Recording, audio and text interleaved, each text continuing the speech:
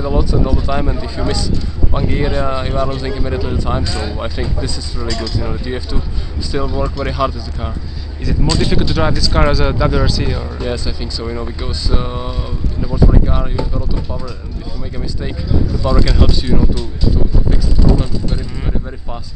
This car, no, it's really, you have to go very precise and still on a very high level.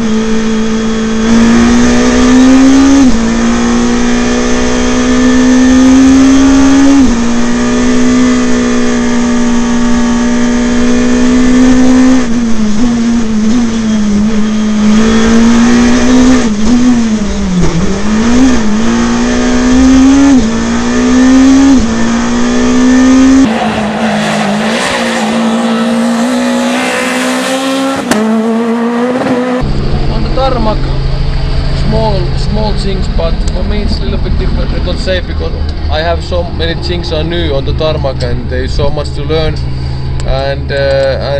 but yeah, it has been going step by step forward with the car. How can you compare this car with the Peugeot 207 which you drive last year on event, I think?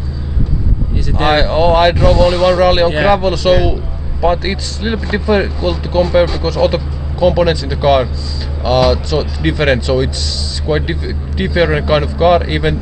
But for me, first feeling when I came to this car, it was very similar. I didn't see any big differences, so I think it's very close to each other.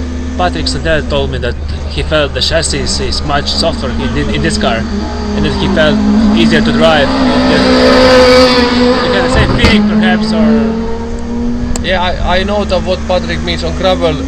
Suspension on Škoda is much softer than what we had also in my car in Peugeot, but it's depends what you like. Of course you can make suspension what you like, but yes, it's much more softer, and that's how getting more grip with this car on the gravel.